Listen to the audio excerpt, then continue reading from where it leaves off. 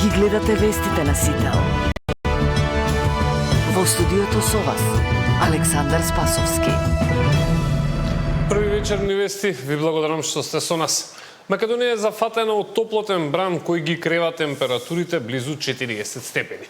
Таквите услови можат да бидат опасни, особено за луѓето кои имаат некакви здравствени проблеми. Повозрастните во најтоплите периоди од денот треба да останат дома, бидејќи горештините не се баш најпогодното време да се отиде на пазар или до аптеката по лекови.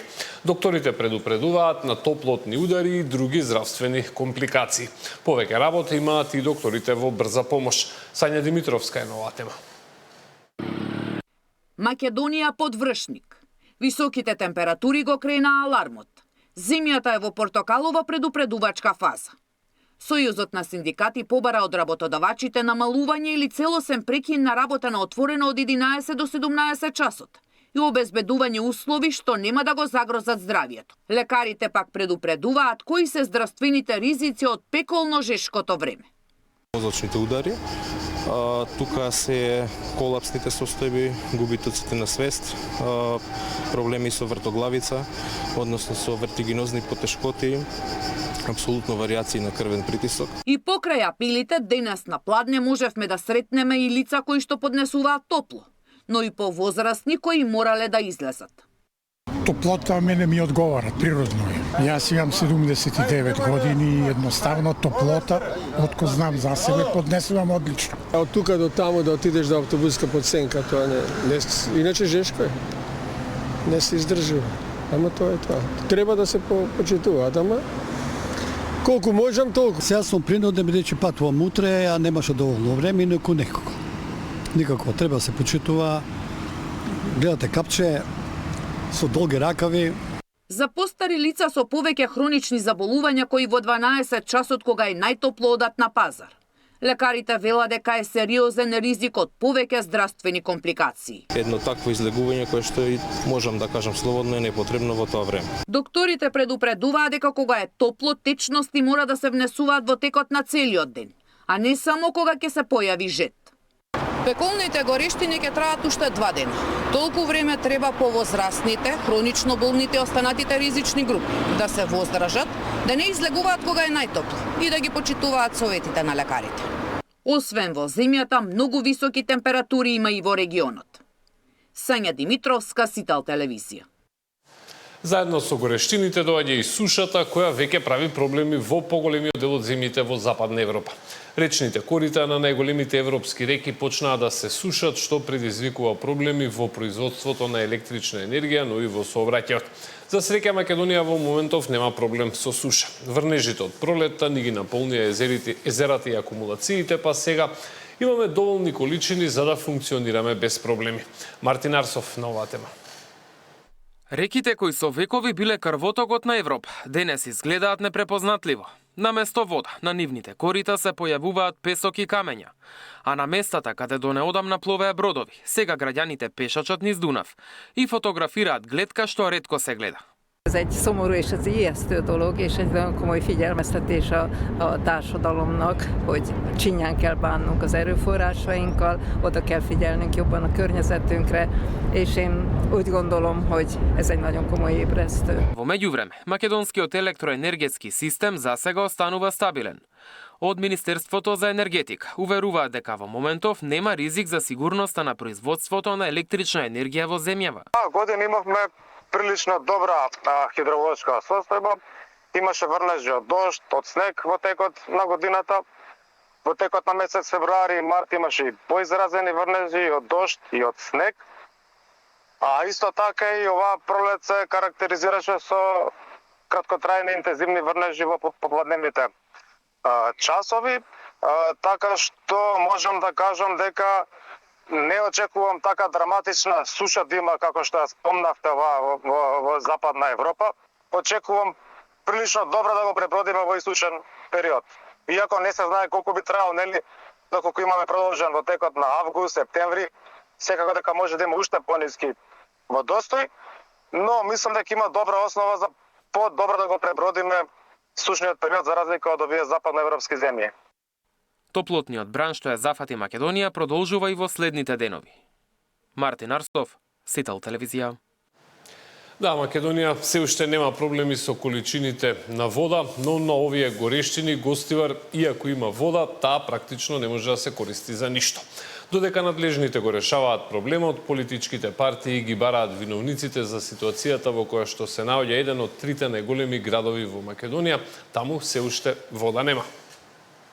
Социјалдемократскиот сојуз на Македонија бара јавното обвинителство веднаш да отвори постапка и да утврди кривична одговорност за свесното загрозување на здравјето на граѓаните. Одговорност мора да има за Христијан Мицковски, за Сашо Клековски и Панче Тошковски. Водата во Гостивар се уште е опасна. Над 50 населени места во земјава имаат загадена вода. Социјалдемократскиот сојуз и Венко Филипче должат одговори на 3 едноставни прашања. Првото е зошто не ги известиле граѓаните за наводите. Второто е колку од тие случаи биле целосно отстранети. И третото и најважно, со кое лице денес бараат одговорност за нешто што самите со години не го решавале. Не може исти луѓе кои со години беа власт денес да се представуваат како да немаат никаква одговорност за состојбите што ги оставиле зад себе. За разлика од Гостивар, во Скопје водата од градскиот водовод е безбедна за пиење. Тоа го покажале анализите на Скопски водовод. Во соопштение објавено попладнево од јавното претпријатие велат дека земале 40 примероци од Скопскиот водовод и бунарската мрежа од Нерези до Лепенец и дека сите одговараат на правилникот за квалитет на водата за пиење. Од водовод велат дека секојдневно се вршат физичко-хемиска и микробиолошка анализа за да се обезбеди максимален квалитет на водата.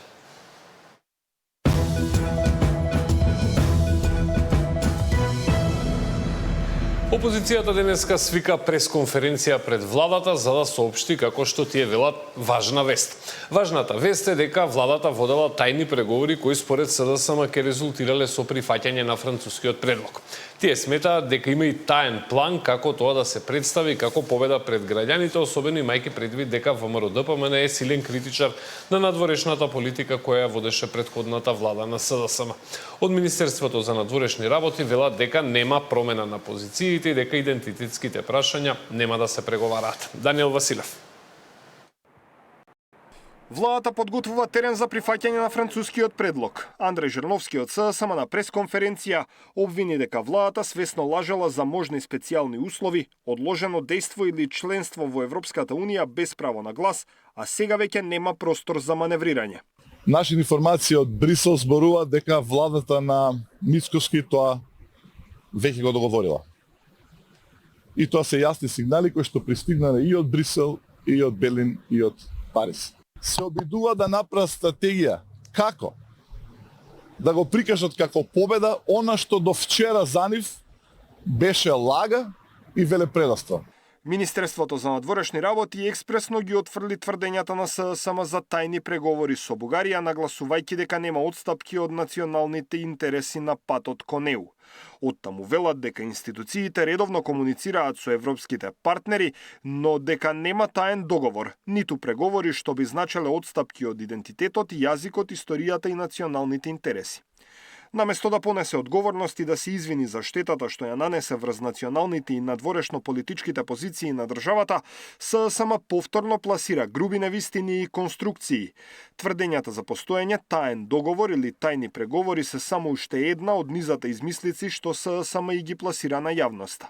Нема отстапки од националните интереси, идентитетот, јазикот и историјата. Полноправното членство во Европската Унија останува стратешка определба и крајна цел на оваа влада, се вели во реакцијата од Министерството за надворешни работи и надворешна трговија.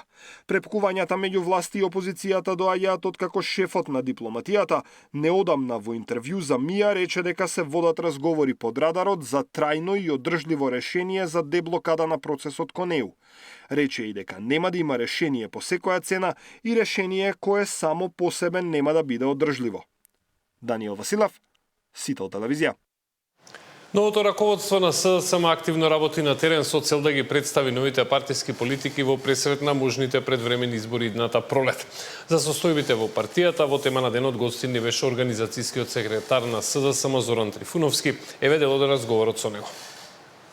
Апсолутно, партијата веќе е на добар пат. Ние секојдневно имаме илјадници средби со граѓаните. Ги посетивме заедно со секретаријатот сите општински организации, сите се комплетно организирани, спремни и цело време сме меѓу членството, а сега во последно време меѓу граѓаните на терен, со цел да им ги представиме новите политики. Знаете дека во изминатиот период имавме и еден конгрес програмски, на кој што презентиравме одредена платформа, и сега таа платформа полека стига до секој граѓанин во нашата држава. Може ли да коегзистира концептот на сегашното раководство со оние концепти кои видовме дека се промовираа на различни трибини, за кои веќе во јавноста се зборува, и дали тие се знак на натрепартиска демократија или на сериозен судир и раскол во социјалдемократскиот сојуз? Апсолутно, и во минатото социјалдемократскиот сојуз имал вакви ситуации, значи не е прв пат, тоа е големината на социјалдемократскиот сојуз, затоа што ние сме сепак една демократска партија каде што секогаш се почитуваат различните мислења и секое мислење кое што дава додадена вредност во партијата ние го прифаќаме. Тоа се сепак мои партиски другари со кои што еве веќе изминативе 30 години заедно растеме во самата партија. Секој од нас бил на различни позиции, сите сме допринесле за што подобар социјалдемократски сојуз, но и на Македонија, но и за подобро во државната политика што сме ја воделе. Ние им подадовме рака, буквално јас бев заедно со моите партиски другари од секретаријатот целодневно на разговори со нив и се уште разговараме, значи не е затворена вратата према никого. Ние се надеваме дека што поскоро ќе седнеме заедно, ќе ги надминеме овие тековни проблеми и заедно ќе се протиставиме на оваа ненародна власт која што побрзо треба да се замине од власта.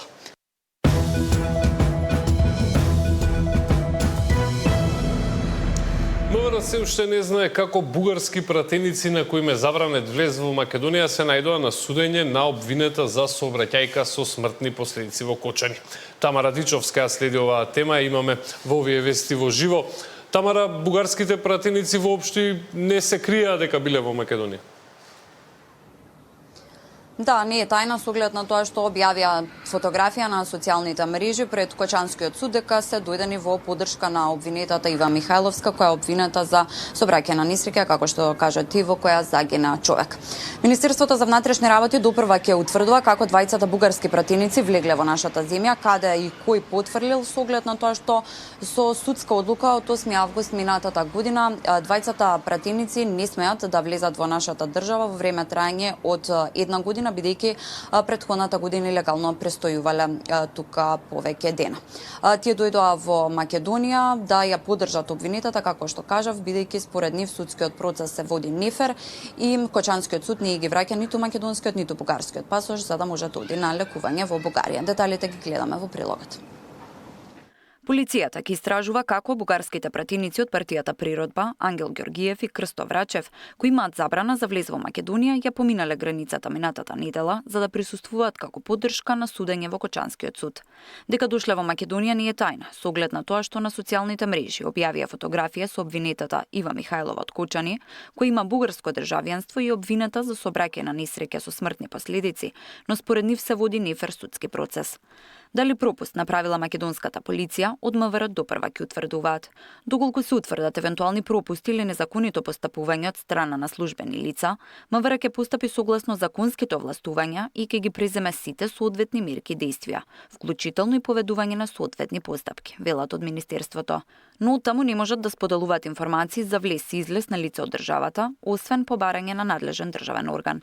Според судска пресуда од 8 август минатата година од Битолскиот суд на 27 лица, сите членови на бугарската партија Природба, им се забранува влез во Македонија, бидејќи лани во јули нелегално ја поминале македонско-грчката граница и нелегално престојувале во земјава повеќе денови.